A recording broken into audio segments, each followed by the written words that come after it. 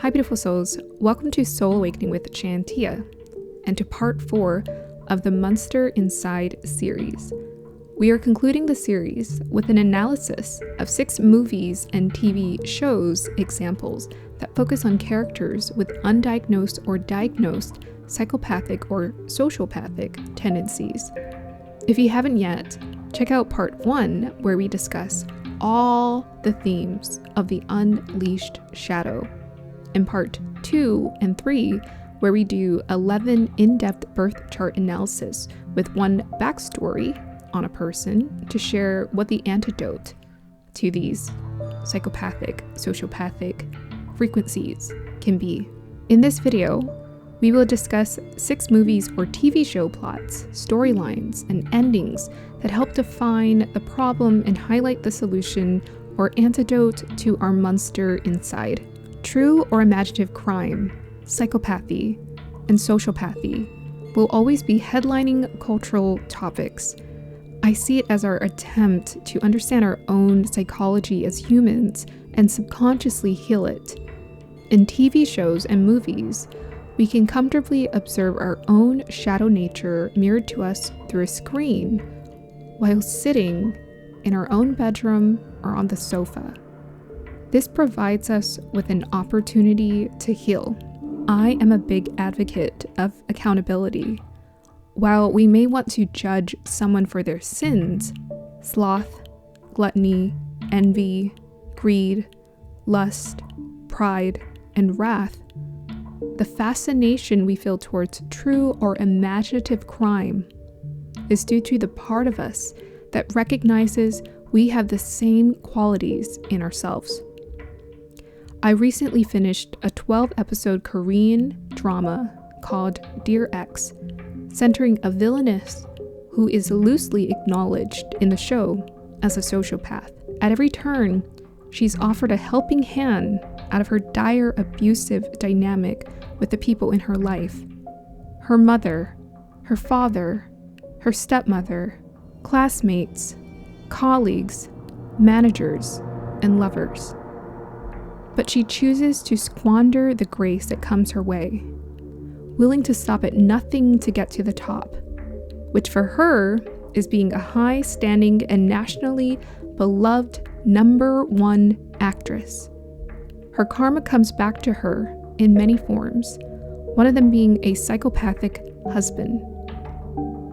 The show provided me with great food for thought of how we all operate on a spectrum of psychopathy and sociopathy, and how divine peacefully allows us to exercise our free will to make better choices, or worse ones, insane or sane, deluded or discerning. Divine always cheers for all, encouraging us to keep going, to master our willpower. I also watched Guillermo del Toro's interpretation of Mary Shelley's Frankenstein on Netflix, which leaned more heavily into the toxic parent-child dynamic than the 1994 version, for which I recorded my findings a month ago for this video. I encourage you to check it out and see for yourself how they beautifully extract the nectar of the nakshatra Purnavasu, the returning light. The karmic retribution theme and repeating or breaking cycles captured in both masterpieces of cinematic or TV art were good representations of our current transits, where Jupiter is helping us to find the light at the end of the tunnel through Purnavasu, and Saturn is helping us to end karmic cycles for good in Pisces. As always, what a beautiful time to be alive. Let's get started. The first one we have here is Bon Appetit, Your Majesty. This is based on a true story of a Joseon dynasty king who becomes a tyrant and is exiled and dies because of it. A successful cook from the future travels back in time during an eclipse after reading the words on a page, which turns out to be a spell. While on a plane ride in the bathroom, cleaning her shirt, she's transported, 1,000 years back in time. So this was around the 1500s. So this would be 500 years? Yeah, maybe around there. So she's transported about 500 years into the past By circumstance, she becomes the royal cook to survive and must cook for a very picky king, all the while she is searching for the book that brought her there. The king and her get close, but at every turn, she strives to help alleviate the king through nourishment. The king is touched by the love she pours into her food, reminding him of his childhood before his mother was exiled and killed. Turns out that the book the cook is looking for was written by the king of all the meals that she had created. And this book actually ended up creating a time travel loop. All the while, the king is being challenged for his authority by corrupt authorities or officials who are trying to overthrow him. Now, this wasn't the real life story. In real life, this king was a tyrant. And I discussed it in my part 1, the chart astrology analysis. Yeonseung-gun, who was the 10th king of the Joseon dynasty who had become a tyrant, and at a very young age too. So his father had stepped into kingship at the age of 12, and then Yeonseung-gun stepped into kingship at the age of 18. So very young kings. What made him snap is that he had found out about the truth of his lineage. He had found out the truth about his mother. He was told that his mother was exiled or banished for wrongdoing, and then she passed away from natural causes. Turns out that his mother was deposed, stripped of her title, and executed. And this was all due to a jealous fit where she had attacked her husband, the Songjun, the 9th king. She had attacked his concubine, and she had attacked him and scratched his face. So that was crazy. It seemed like both him and his mother seemed to carry that psychological trigger in both of them. They both were triggered. Something triggered them, and they just absolutely snapped. What he ended up doing is he ended up executing a bunch of the people who had been involved in his mother's execution, including their relatives. And then he ended up essentially prostituting a ton of these women. So he created a pleasure house out of the palace house. And he was taking all these women married from families, young women, any of them, and he was sexually assaulting all of these women like a mad person, and he was humiliating them. It was weird. It didn't really make sense in terms of, okay, you're mad about your mother, you're attacking the women. But that's because maybe there's some deep psychological disconnect in him or resentment towards his mother not being there. And that's a lot of kids. Like, they feel resentment for the parent they didn't have. So maybe him hurting these women was a way for him to get back at these women. Him executing the men was a way for maybe him to get back at his father for his participation in that. Part of why his father agreed to the execution is because the officials had told him that it would be a blemish on his reputation. It was the right thing to do. And his father was young. His father had died at the age of 36, very young. So he was easily influenced, and he was like, okay, let's just do whatever is right.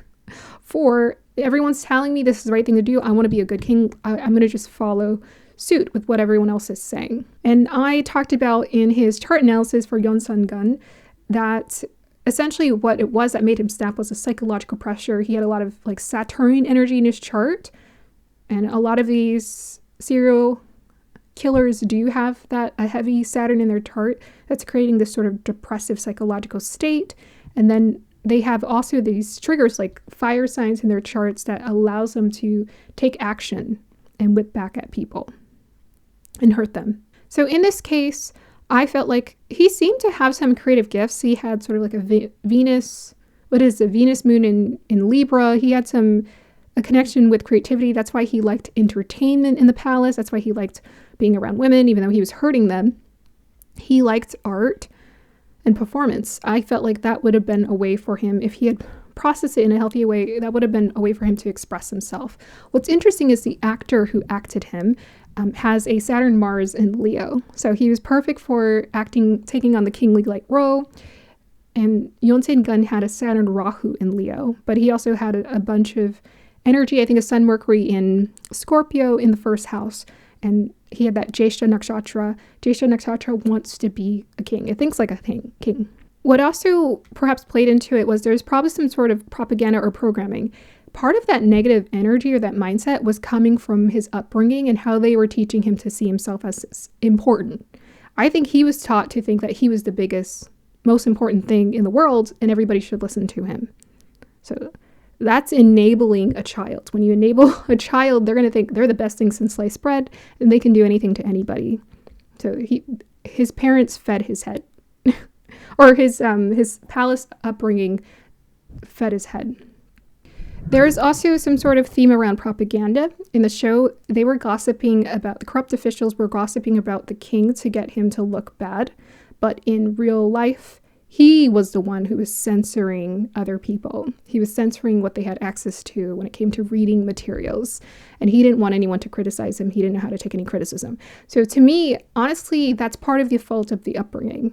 This king should have learned early on how to take criticism, how to respect it. So someone fed his ego, told him he was the best thing since sliced bread, but he was lacking true nourishment, which is why his ego was running his life.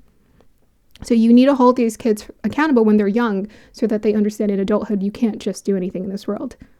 I felt like King Yonsen-gun also embodied all of the 7 sins.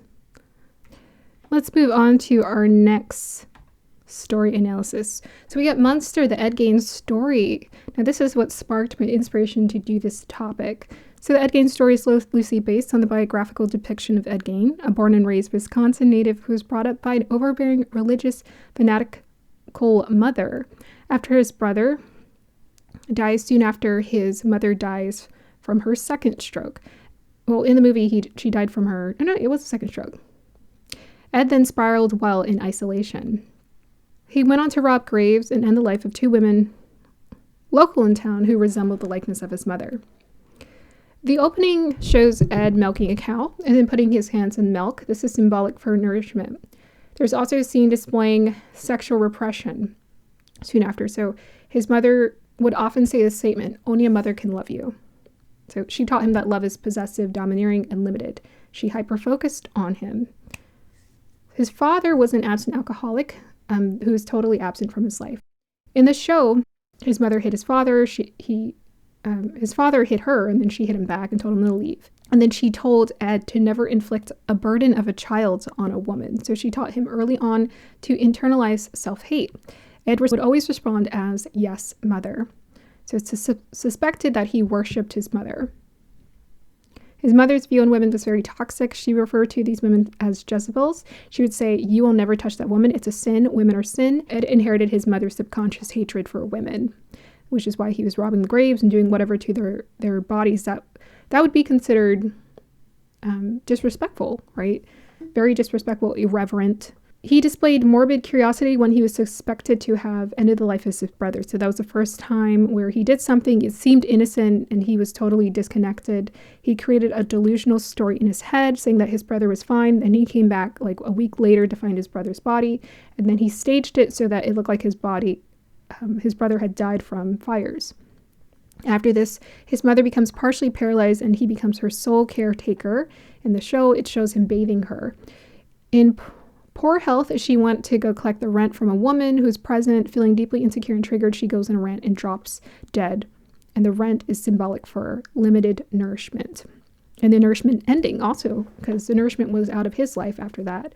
Ed at times would sit in his mother's rocking chair, and this was symbolic for stability, security, and home. The rest of the show also references serial killers and cultural phenomena in movies like Psycho and Texas Chainsaw Massacre and so forth, all that serial killer lore. So the themes I think that played well into the show was programming through reading material. He would be reading things about lust, bodies, and whatnot. I described this in his chart analysis, it's more detailed. But he read, supposedly he was inspired by Ilse Koch, the witch of Buchenwald, who took the lives of concentration camp prisoners. He was always reading that material that was essentially programming him, and it was spiraling him even further into that darkness. So that's why I say programming is important. What we consume consumes us. What we consume affects the way that we live our life. He had programming around lust, wrath, maternal abuse, paternal neglect, and isolation. Yes. So there's lust involved, there's wrath involved, maternal abuse. He was reading the lustful things. They said in real life he wasn't doing those lustful things to those bodies. It's interesting. He had sort of a desensitized, like non-sexual maybe energy connected to it, but I don't know. Because I don't know. I don't think so. I think it was dark. Maybe he didn't do anything to those bodies, but I think because maybe he saw them as his mother, so he's like, well, I'm not going to do anything to these bodies, but maybe he fantasized about it in his head. And Ed spent a lot of time in isolation, in the dark. They showed lights out in the house, sitting by himself, and that also played into that darker psychology as well. You know, we need to get out, we need to see the light, we need to connect with the worlds and engage with people. That is important. Another story that involved dissecting and making things using these raw materials was Mary Shelley's Frankenstein, starring Robert De Niro and Helena Bonham Carter, and the man who played Victor Frankenstein as the experimental scientist. After Victor's mother dies giving birth to his brother, he is traumatized and becomes obsessed with finding a cure to death. He ends up creating his unnamed creature and abandoning him. The creature, now neglected, seeks the warmth of the home and ends up living with the pigs next to the home of a small family who he studies. At times, he does discreet acts of kindness like a guardian angel. One fine day, the landlord comes to collect his rent and starts attacking the blind grandfather who lives with a family of 4. The creature steps in to save him, and they have a heartwarming conversation about belonging and connection. Then the son of the grandfather with his 2 kids and wife walk in, and they assume that the creature was the one who was attacking his grandfather, so they chase him off. The creature runs off and cries. When he returns, he finds that during the Christmas-winter season, the family has left the home with their immediate belongings. Once again, he's abandoned, and the rage comes exploding out. He stalks and seeks his creator. He decides he's going to take revenge. And one of the things he did was he took revenge by taking the life of the younger brother. So at the beginning of the movie, Victor Frankenstein was traumatized after his mother had given birth to his baby brother. Right? There's all of this kind of gory looking. He was traumatized by it, and so he has attachment issues going on. Immediately, he cannot deal with the reality that his mother has died. He needs to fix it as a mad scientist, and his solution is to create the creature who Robert De Niro is playing. But now he's abandoned the creature. For whatever reason, he doesn't like how the creature has come out. And the creature ends up taking revenge. So now we have this karmic cycle unraveling. So soon after he ended the life of his brother, the creature has a conversation with Victor in some sort of fortress of solitude, like you see in Superman or Smallville. They're having this conversation, and he's saying, well, what am I? What am I? And Victor is dismissive. He's dismissive. And he's like, I don't know what you are. And essentially they're displaying a toxic parent-child bond where some parents, they just, for some whatever reason, they see the kid and they just don't like the kid. And they let the kid know through either abandonment or through criticism. And that was something that Ed also experienced with his mother. His mother essentially made him internalize self-hate. She made him feel guilty for existing. And she had said at some point that she had wanted a girl, not a boy. Now, there's probably a reason why Divine didn't give her a girl, which is saying. The way that she talked about women, I mean, scary. Can you imagine?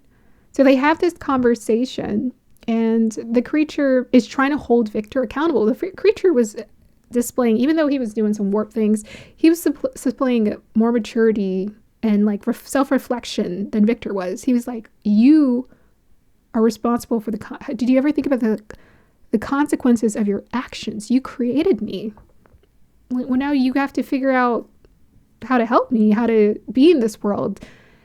And Victor's like, no, I don't want to do that. So what the creature does is he requests a companion. He's like, I want a companion, someone like me, who will love me, who will not hate me like everybody else seems to hate me once they look at me. When Victor goes home to create this companion, his fiance is seeing him spiral into mad scientist mode, and she's like, nope, absolutely not. Last time you did this, you neglected our relationship, you were obsessive, you were not mentally balanced. I'm not dealing with this. I'm out.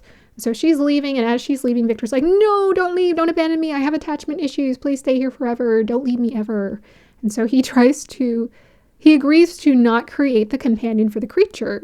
Him and his childhood love who he grew up loving, go and get married, and they're on their honeymoon. And at this point, Victor decides, we're going to go hunt the creature. We're going to go take him out. Because Victor's just so smart, right? He's just such a smart guy. Turns out the creature is in the house.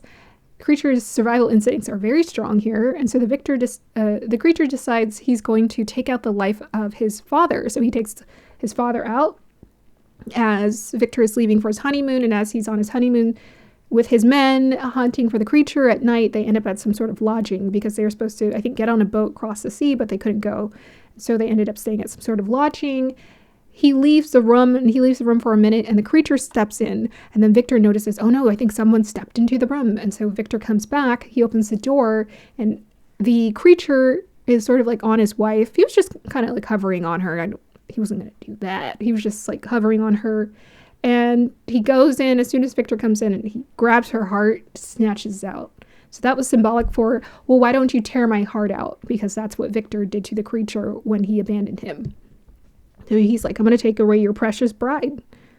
Victor is wailing, and he's like, I cannot deal with this. This cannot happen. He grabs his bride, and he takes her to his mad scientist lab. And his friend is telling him, hey, don't do this. I know what you're doing. Don't do it. And he's like, I absolutely have to do this. And so he does what he did with the creature. He takes all of these different parts and raw materials that he used to create the creature with different bodies and stuff. He sews her together, and he makes himself a corpse bride. So he's successful at creating his corpse bride, and then the creature comes to collect her. He's like, you made me a companion. Great. You finally did what I told you to do. And so the creature goes to collect his corpse bride, but Victor's like, oh, no, that's my wife. I did this for me. And they're fighting over her. The woman's feeling confused, and she's like, forget about both of you. I'm done with both of you. She sets herself on fire, runs through the house goes on fire, and everything just ends in a poof of smoke. Later on, Victor's traveling. His child is tailing behind him, and as he's dying, these men who are like hunting, I don't know, for some sort of treasure on the ship, they find the creature, and I don't know if it was Victor or the creature who was telling the stories. One of them was telling the story. I think it was the creature. He was telling the story.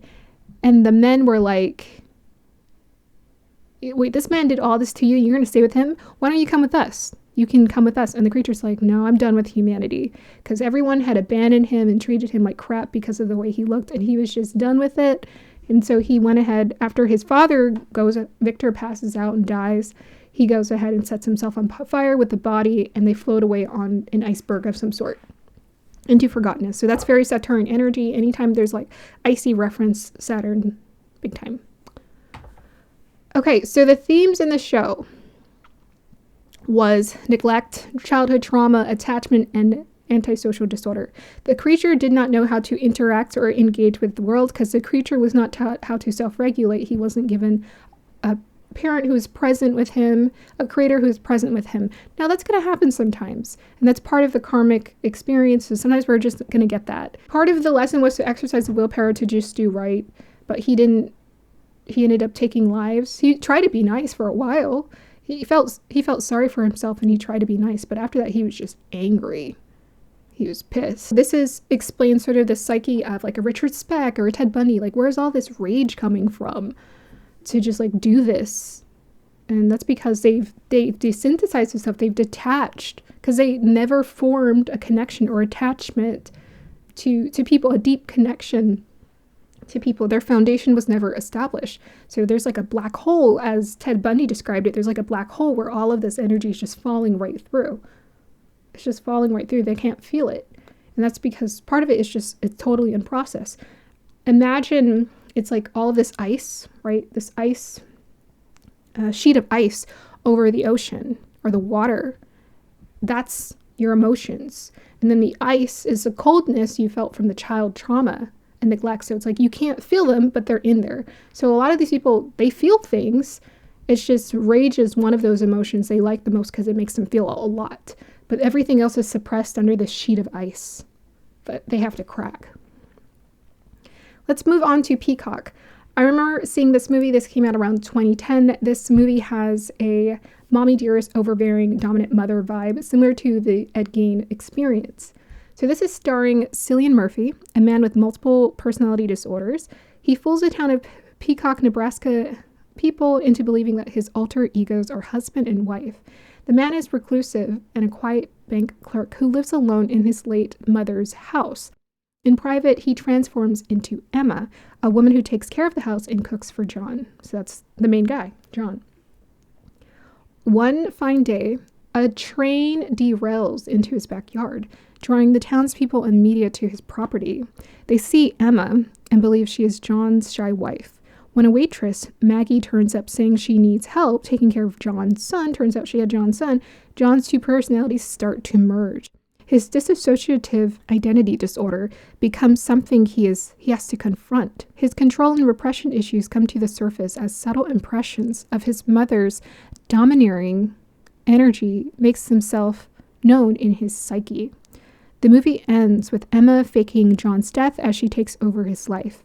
During a moment of clarity, Emma or John realizes Maggie's son, who is John's biological son, is not safe with him because he has some sort of psyche confusion going on. Emma/John gives Maggie a bag of money from clearing John's bank and tells her to leave. So this was really interesting. So Peacock is a representation of, it's actually like a Pisces energy. He's also connected to Shiva. He always has like the peacock feather. This is a representation of being seen, allowing yourself to be seen, being seen in all your colors. I think of it as like a Pisces energy, allowing yourself to be seen. So Emma had more of the peacock. She was more confident. John was a bit antisocial. He spent a lot of time in solitude. He was socially awkward with people. He just didn't know how to really deal with reality. And Emma was this other personality he had created who takes care of him, because after his mother passed away, he didn't know how to deal with the loss of his mother. So he created a mother in him who would take care of him and could be the feminine energy. He would shave his eyebrows, put a wig on, dress as a woman, put the food on the table, take care of him and make sure his plate was ready. And it was all set up and he just embraced it. But as all of this stuff starts to happen in town with the train derailing in his backyard and Maggie showing up and people wanting to get to know because they saw Emma, everything just starts to fall apart and his delusion starts to fall apart. So this kind of reminds me of like Psycho, the movie Psycho, or it reminds me of Ed Gein's situation is the impression of a domineering mother. So when mothers are over-dominant, when she leaves that child's life, the child has a hard time sustaining on their own because the mother has made herself the center of that child's universe. That's very mommy dearest energy. So that does not serve a child. The child needs to have a sense of independence. They need to know how to express themselves freely and not be restricted here. So he was a bit traumatized by his overbearing mother. He created the personality. The power is going in and out. He created the personality of this overbearing mother. Interesting, huh? And that's kind of that movie just goes to show what's going on in the psyche. But for that moment of realization, he's like, you got to go. I'm not right in the head. He tells Maggie to leave with his biological son in the form of Emma, which, by the way, till the end, Maggie doesn't know that John is Emma. Nobody knows. And Emma's like, you got to go. You got to get out of here because I am not right in the head. I'm attached to my mommy. I got mommy issues and I'm not healed. I cannot raise this kid. If I raise this kid, he will become like me because I will end up becoming my overbearing mother. As soon as Emma/John was holding their son, he was in love. He was just like, oh, so cute, and let me feed him and take care of him. So he had those nurturing qualities in him. It was crazy. Let's go ahead and talk about another really cool show. This is a Korean drama called Flowers of Evil. So this challenges this nature versus nurture concept, whether people are born evil and parents ignoring the truth. What's also interesting is that the protagonist in this show became a craftsman. So a lot of these people, these serial killers, were working with their hands a lot. They were doing a lot of technical things, but he found a way to use his hand in a craftsman's way, and he worked alone. So I thought that was cool. So the Flower of Evil, the main protagonist, Don Hyun-sun, is born to his mother, who goes missing, and what is revealed later, a serial killer father. Throughout his youth, it is apparent that he has antisocial personality traits and alexithymia. difficulty identifying or expressing emotions. He's given treatment as a kid. When his father dies mysteriously, and it is discovered that he is an infamous killer, and this is all discovered by the time that he is a teen. His teen sister, Jesus, and him are both ostracized and falsely accused of helping their father. One fine day, a reporter obsessed with the case sneaks into the room and attacks her. She ends up stabbing him with a tool nearby in self-defense. Do-Hun-sun comes home to find her in shock. He springs into action, grabbing the tool, putting his fingerprints on them, and smearing the blood on his clothes. He later hides the evidence in his bag and tosses it to be discovered later, and disposes of the body. He is labeled as a murderer and attacked on the day that he tries to escape. But the day of the attack, a car hits him. Like, this guy can't catch a break. Serial killer father. Now he's framing himself for someone else's killing. And then he's attacked as he's trying to escape, and then he's hit by a car. It's just like, these Korean dramas, they really put it down on you. But the day of the attack, a car hits him. This man in the car offers him to call the ambulance. But he says, no, don't do it. This man turns out to be Baek Hee-sung, son of a wealthy doctor and homemaker mother. Spoiler alert, it turns out Baek Hee-sung is his father's serial killing apprentice. Baek Hee-sung goes to bury Hyun-sun in his parents' yard in a fit of madness, but his mom, after discovering her son's murdering memorabilia, stops him by stabbing him, and somehow he enters into a mysterious coma, perhaps medically induced. The parents recognize Do-Hyun-sun, who upon waking up makes a deal to take on Baek Sung's identity, who he thinks is not alive. This is so the father can get a promotion and not attract scandal with his son's disappearance. Crazy. Years later, he meets a woman, Cha Ji-won, and they have a daughter. Do-Hyun-sun, under the alias of Baek Hee-sung, becomes a skilled craftsman and metalworker. At times, he pretends to be normal, but is hyper-aware that he knows what to say to manipulate people. As the past comes back to haunt him, his dual identity starts to unravel. It doesn't help that his wife is a detective. Ooh. In the end, though his wife suspects him, she fights for him and their marriage. The trust and the bond they build during this time of difficulty helps to open his heart, and he starts to feel emotions he didn't understand before.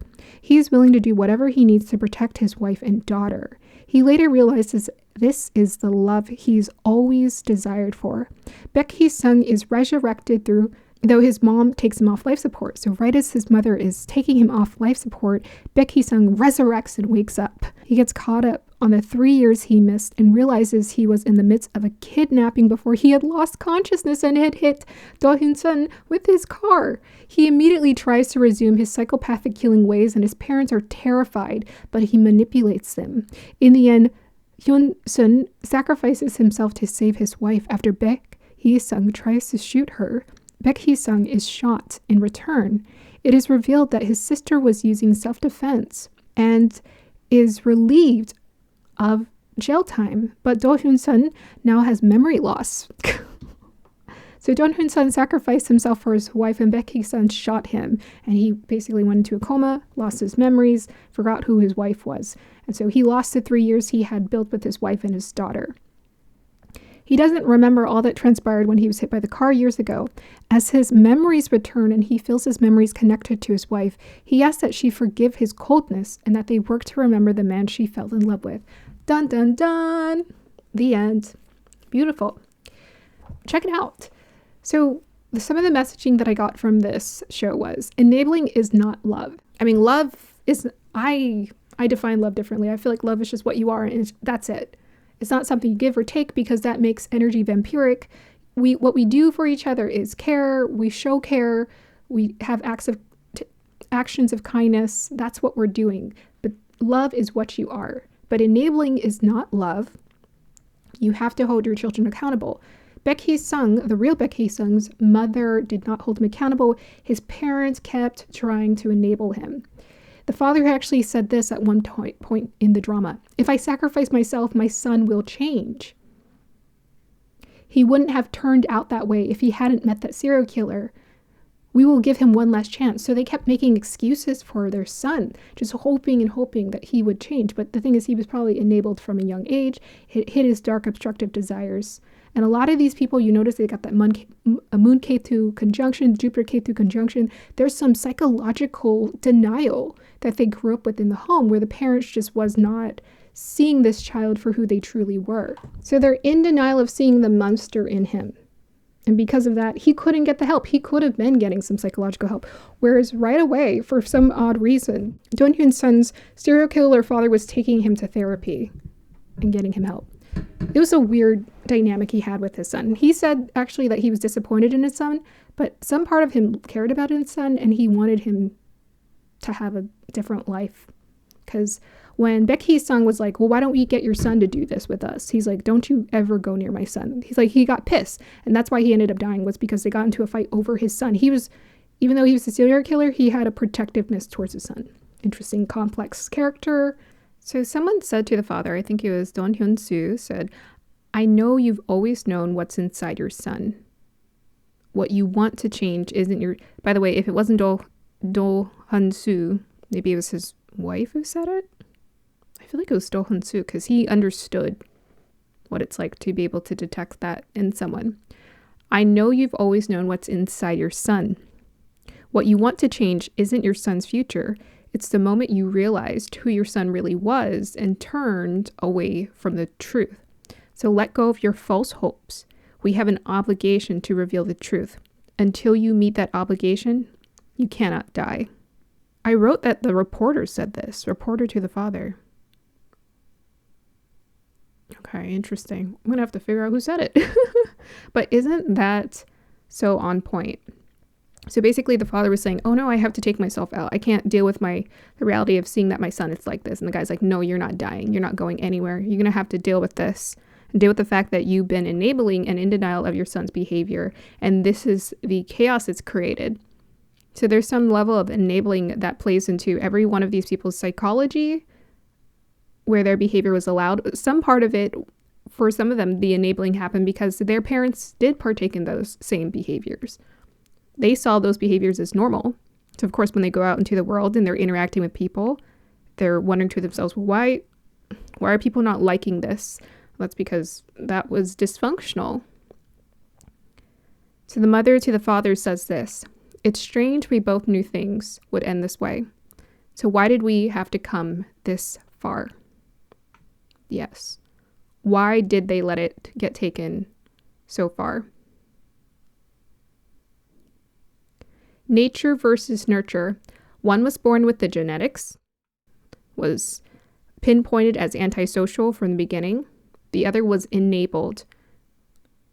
And who chose to water those seeds of, we could call them evil, within him. Those are the 7 deadly sins. The 7 deadly sins are called the deadly sins because they lead to death. They lead to us not living, right? They lead to us limiting our life and then wanting to limit other people's life in these serial killers' perspective.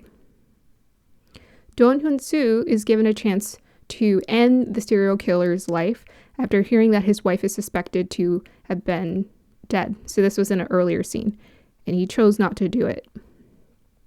He was so close, though. He's like, you took my wife out, I'm gonna, and a lot of people would feel that way for their loved one. And for all his life, Do Hyun-soo was haunted by his father's ghost. He would see his father's ghost. He would start getting panic attacks because of that. And to me, that showed an evolution of someone who's very self-aware. It felt some sort of guilt and shame. It also goes to show, Don Hyun-soo felt like he was born with that stigma of what his father did, but he thought he had it in him to do that too, because he didn't feel this, connection with emotions. Part of that was because his mother wasn't there.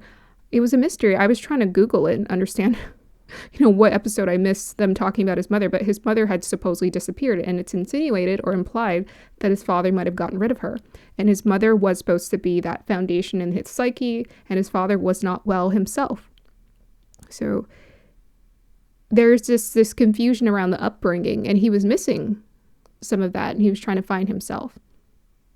And he was fearful of becoming like his father, but it's that fear that drove him towards doing things differently, but it was his heart and meeting his wife and falling in love and being hopeful, he even questioned that. He questioned whether he loved his wife, only to find out he definitely did. He just wasn't, he kept putting the stigma onto himself that he couldn't love because he was diagnosed something when he was a kid, and his father was cold-blooded in a sense. He thought he was just like his father, but it turns out that's just not the case. So I wrote here another thing about propaganda. Propaganda is, there's a lot about in these shows, or in this one especially, where Don Hyun-soo, like, people are like, oh my gosh, your husband is the serial killer's son. He's definitely guilty. We need to chase after him. And there's just rumor mills. No one ever saw him do anything. It was just rumors. The kids made it rumors about him and justified them attacking him. He was never a bully. He was bullied in high school because people thought he was this and that. And it was ironic that the other kids were bullying him. So who were the monsters really? He was the least monster of them all. He was always restrained, held himself back, wanted to offer peace and grace. And he felt really depressed because he didn't want to hurt anyone, but he was confused as to what to do. And this propaganda, the doctor with a perfect son, right? People sometimes believe what they want to see. Right? They look at someone on the surface and they think, well, surely this person is just innocent, because they see what they want to see. They're not seeing the person for who they truly are. And this is where we're lacking discernment, and we're making assumptions about people. Every person or individual has to be looked at on a case-by-case basis. We can't base who they are off of what we read in a book or what someone said about them, gossip about them. We have to actually know and learn about who they are. But internally, there's also that inner gossip going on, where that programming is informing our personality. Don Hyun-soo, thought there's something wrong with him. Turns out he was genuinely working on himself. He was sincere. Whereas Baek Hee-sung was obsessed with wanting to cause harm to other people. And he hid behind the facade of being this doctor's son, wealthy couple's son. So we have here, these diagnosed psychopaths or monsters have a pot of complex emotions stirring up inside of them, but they may be struggling with how to process them. They develop an insecurity about their indifferences and can internalize it to the point of eruption. They are not unfeeling. In fact, they are full of feelings. They just don't know how to process. And I mentioned that many times before. They're full of feelings. It's not that they don't feel. It's not like these people don't have feelings. If they didn't have feelings, they wouldn't do anything. They would just be a robot. They wouldn't feel happy or sad or whatever. But everyone feels something. It's just under other things that they need to address. So we got Genie, make a wish. By the way, everyone feels everything. It's just we have to process our stuff and, release, let go, relax, surrender, really, let it go, forgive it. Don't hold on to it. The next show we have here is Genie, Make a Wish, a very different energy. This one was more playful. This one is a Korean drama that was released on Netflix, and it was starring two big hitters, Won Bin and Bae Suzy. I don't know if it's Kim Won Bin, but they're both big A-list K-drama actors. An emotionless woman, Ka-young, finds a magical lamp and awakens a genie. I think it's called Ibis, while on vacation in Dubai. Ka-young was abandoned by her wealthy birth parents, who, upon seeing her take the life of a parrot, felt alarmed and dropped her off in the country to be raised by her grandmother. They offer the grandmother a suitcase of money, which she indignantly tosses away from her.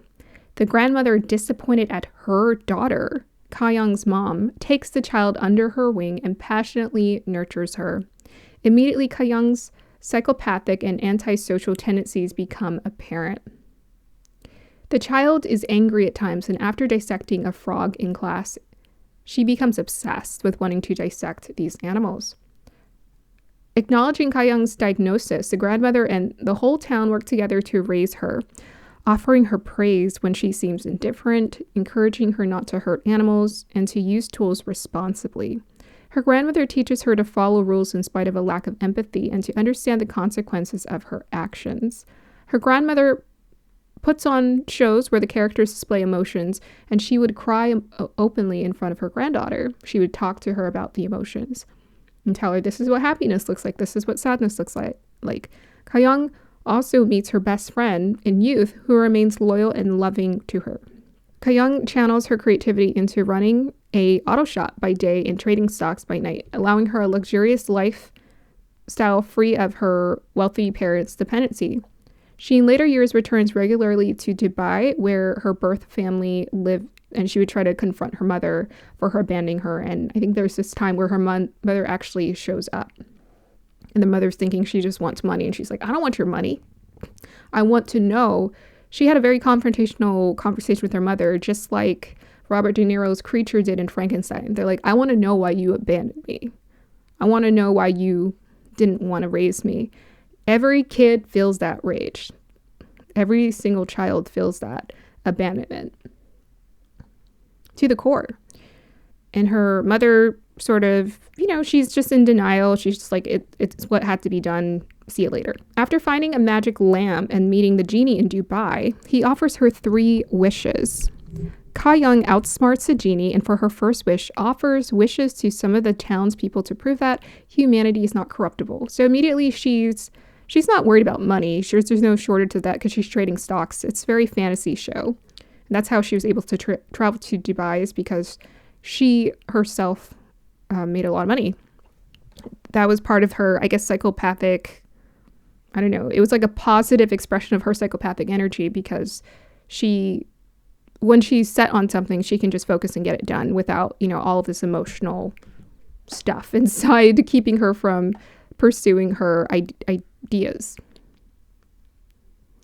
And immediately, the genie and her are going back and forth. The genie has sort of a, what do you call it, towards humans? Like, he doesn't really like humans, like a resentment. He has a sort of resentment towards humans, because humans have always just used his wishes to be selfish, be indulgent, very much the 7 deadly sins.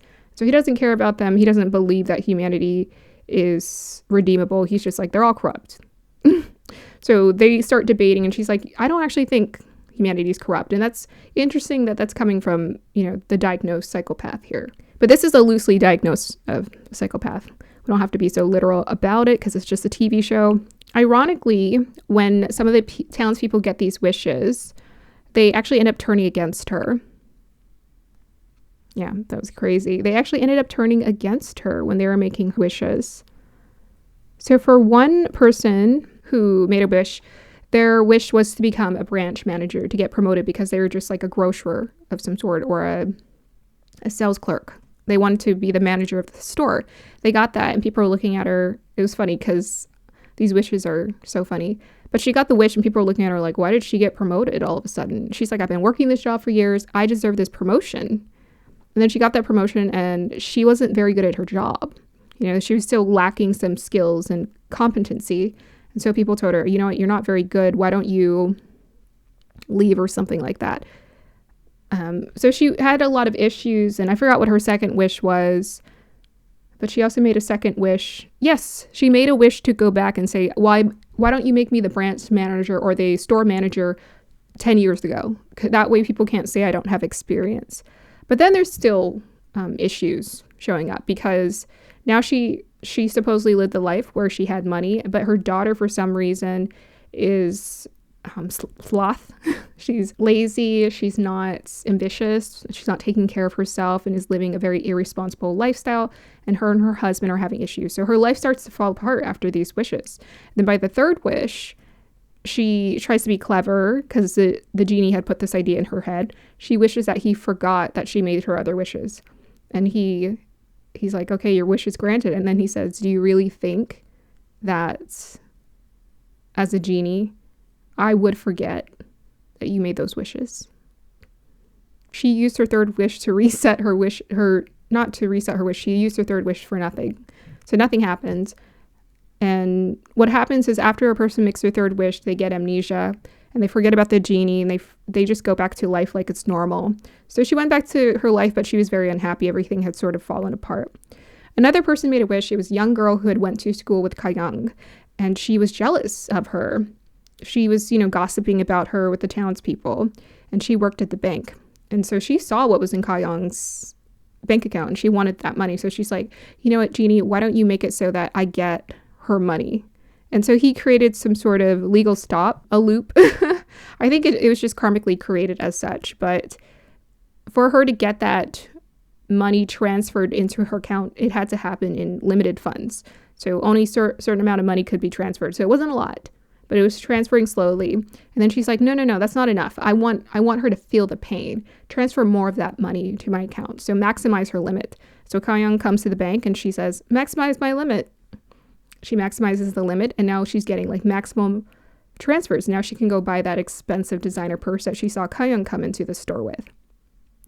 And then everyone starts to look suspicious at her because the branch manager notices that she's been transferring or having money, big heaps of money transferred into her account. So he says, this is looking really suspicious. It's not good. You need to go fix this. I don't know what you did or what illegal activities you're doing, but you need to fix this. And so they think she's the criminal. And her and Ka-young get into it, but Ka-young ends up saying, you know what?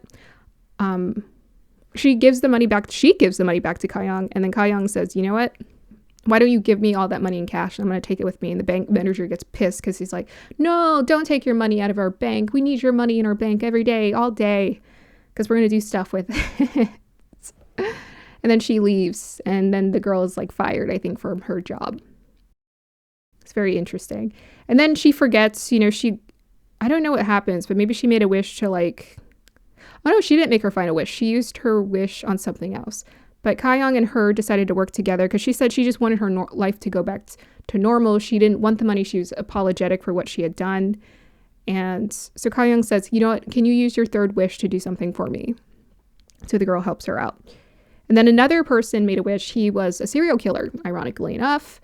And he decided he wanted to go back in the past to relive his crime. He wanted to know what happened, and he saw in the past that his mom had known that he committed the crime, but she decided not to say anything. So his mom had essentially enabled him. He could have been caught sooner.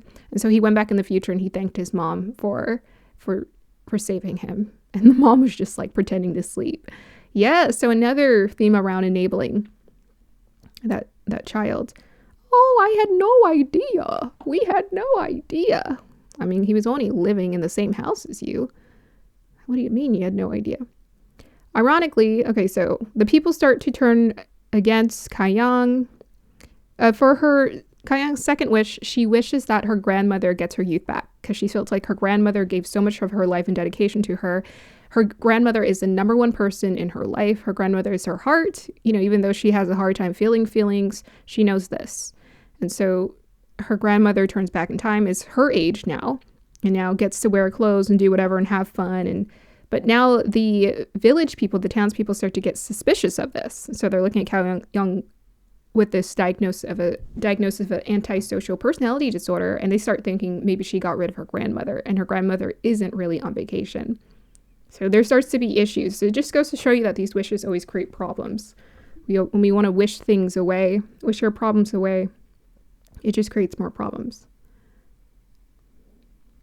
Unless you make a sincere, heart-centered wish. So as things get difficult, romance starts to spark between her and the genie. So the difficulties actually start to bond them together. But at times, she pushes him to the edge and starts having fun when on the verge of death. So there was a scene where she couldn't feel anything, but she would feel things when she was on the edge of death. And sometimes she would want to hurt people, but she would hold back because she's like, well, my grandmother taught me rules. Her grandmother had taught her how to follow rules. You don't hurt people, you don't do this, you don't do that. She had learned how to obey the rules, even though she didn't know how to feel the emotional boundaries or the limitations of what's appropriate and what's not appropriate. And so generally, she went through life pretty bored. She would come out of that boredom sometimes when she felt like she was on the edge. And the genie, sometimes he was threatening her and stuff. And she's like, oh, this is exhilarating. Yeah, crazy stuff. So the genie too, he had a complex relationship with good and evil. He's seen humanity's corruptions time and time again. He often calls her a lump of clay, is what he likes to refer to her. And it turns out her and the genie have a past life together. When she was a girl in Dubai, she had actually ran into the genie and she had made wishes. The first one was to save her brother. But unfortunately, he made her brother a miserable immortal. So her brother lived forever, but he was miserable and he was forever living in a 10-year-old body. Her second wish that day was to stop the bad guys who were essentially trying to traffic them, and a passage was blocked. But now the passage blocked caused other people to be limited with resources, and somehow I think some people ended up dying because of that. For her last wish, she requested that her and the genie should be punished for their choices, because this little girl was very aware early on that those wishes were selfish. And she's like, you know what? Maybe I just need to be punished for the things that I did. The last thing I want to do is cause people harm. So there's this theme about karmic retribution showing up here. And the genie is this larger than life eternal form who's a representative of like a god, right? Like Varuna. So someone who's in charge of the cosmic waters and can decide, how reality shifts in order for it to be cleansed. After her 3 wishes as a little girl, she forgets about the genie and lives a quiet, humble life. And there were scars on her face that happened as a result of the interaction she had with the genie. Dogs attacked her, and he let it happen because he was just kind of cold. He was a bit psychopathic himself there. But she was walking around with scars, and he runs into her, but she has amnesia. She doesn't remember who he was. He's like, hey, it's me. She's like, I don't know who you are. She doesn't remember anything other than, she just goes on in life. There's a blockage in her memory about that. And they start to talk, and then they start to bond. So this is the first time they're bonding in their past life. They make plans to travel to Korea. They're essentially falling in love. It's kind of like platonic energy going on, but they're essentially falling in love and becoming very close.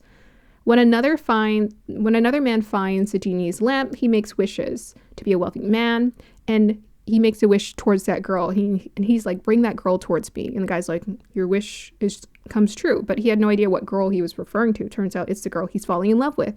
And he's like, oh gosh, this is the worst feeling ever. So the girl, when she runs into the guy before he made the wish to claim her, he offers her gold and all this stuff. He's like, hey girl, I'm offering you gold. And there's a time in the beginning where she had offered him food. So he likes her, right? And he wants her to stay by his side. But now he's like getting greedy and gluttonous and lust. All that stuff is happening. She refuses it. She wants a humble, quiet life. She doesn't want any of that.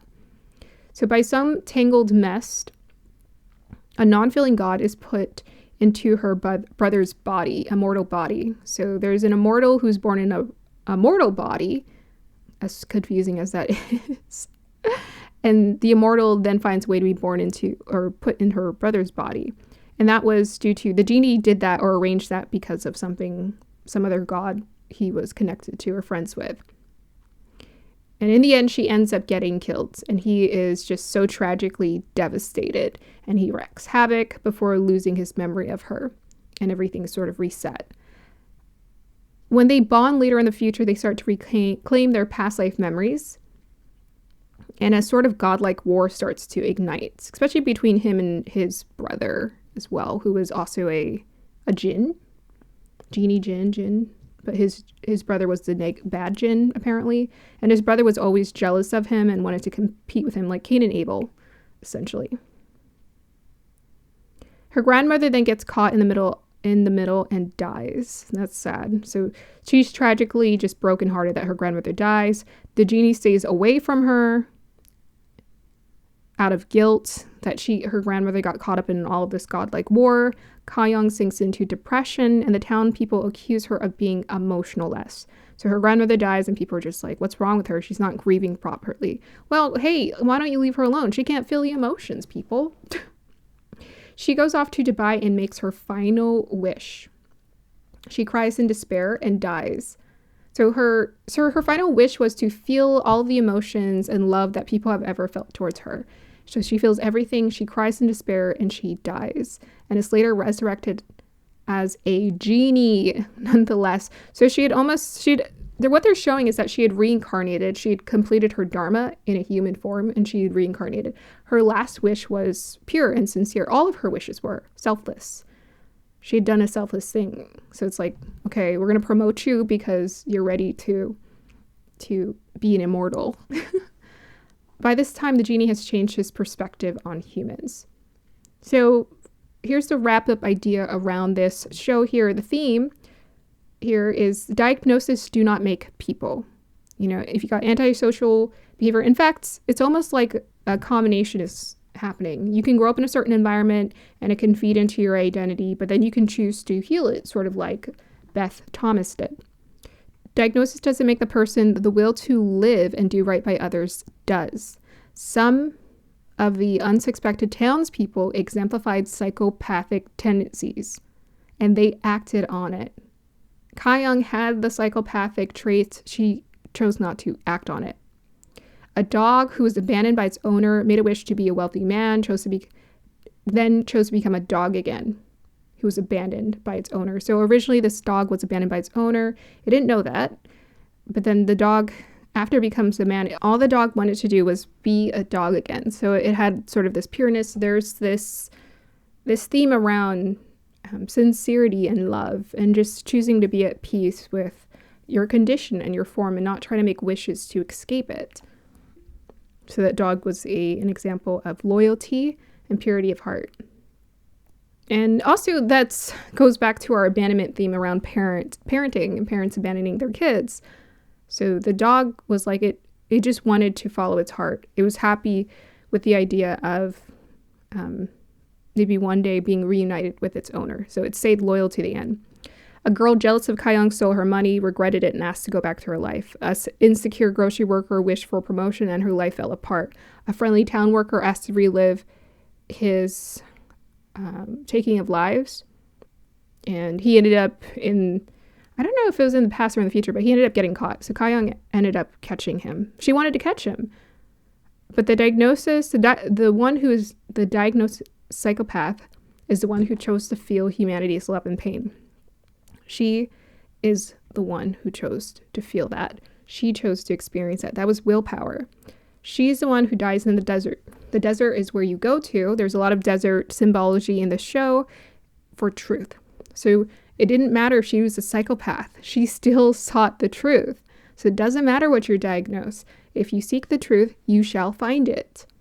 You shall experience it. This is also symbolic for seeking and is symbolic for the rebirth, being reborn as eternal. That's the awakening. We are accountable for our choices. It's time for the epilogue. A monster is always hungry. A monster is malnourished. A monster is starving. When a monster is left starving, it falls back onto its survival instincts, desperately seeking food.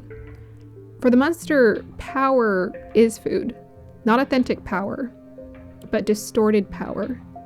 The illusion of power. This power doesn't come from within, but from without. This faulty belief system around power is installed in childhood. The parent-child bond is a partnership. It is an introduction to your karmic blueprint.